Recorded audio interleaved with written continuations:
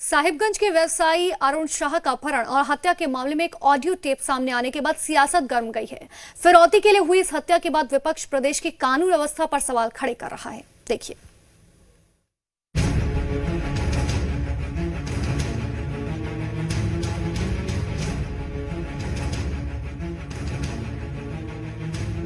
साहिबगंज के बोरियो थाना क्षेत्र के बरमसिया मैदान में लगी ये भीड़ उस शख्स की हत्या के बाद जमा हुई है जिसकी फिरौती के लिए पहले अपहरण और फिर पैसे नहीं पहुंचने पर हत्या कर दी जाती है।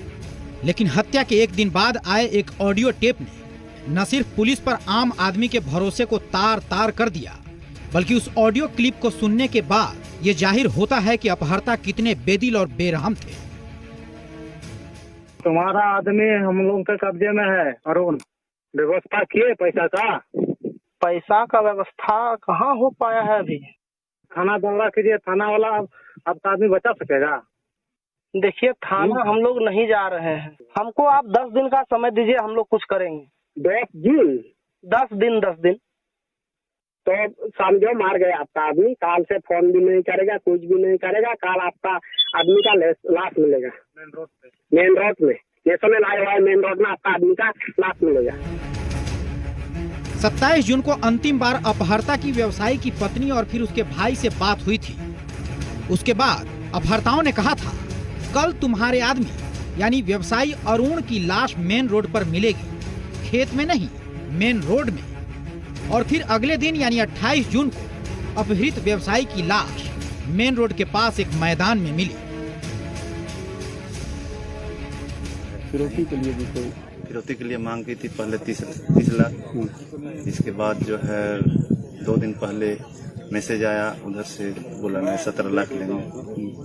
और कल फिर मैसेज आया कि नहीं पैसा दे, मैंने पैसा यदि दोगे तो पैसा शाम तक ला के दो और नहीं तो सुबह तुम्हारा डेड बॉडी मेन रोड में पड़ रहा है। पिछले दिनों भी कुछ घटनाओं को इस जिला में और अन्य सीमावर्ती जिला में भी कार्रवाई किया है, जिसका नाम संभवतः संथाल लिबरेशन आर्मी करके है। फिरौती के लिए हत्या और फिर ऑडियो क्लिप के सामने आने के बाद विपक्ष ने सरकार पर हमला बोलते हुए राज्यपाल से मिलकर राज्य में बिगड़ रहे कानून व्यवस्था की बात की, तो सत्ता पक्ष ने भी पलटवार किया। इससे स्पष्ट होता है कि यह सरकार जो है किस ओर जा रहा है, किस अराजकता की ओर बढ़ रहा है। इससे स्पष्ट होता है कि यह सरकार इस राज्य की जनता के हित के लिए नहीं है।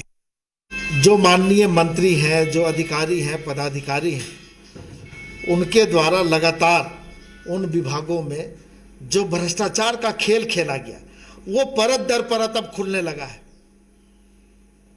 तो जब ये सारी बातें सामने आने लगी है तो भारतीय जनता पार्टी उन कमियों को, उन खामियों को, उन भ्रष्टाचारियों को बचाने के लिए, उस पर पर्दा डालने के लिए प्रशासन भले ही अपराधियों पर शिकंजा कसने के दावे कर रहा है और पक्ष विपक्ष कानून व्यवस्था को लेकर सियासत कर रहा है, लेकिन फिरौती के लिए की गई इस निर्मम हत्या ने जाहिर कर दिया है कि पुलिस का खौफ अपराधियों में नहीं है।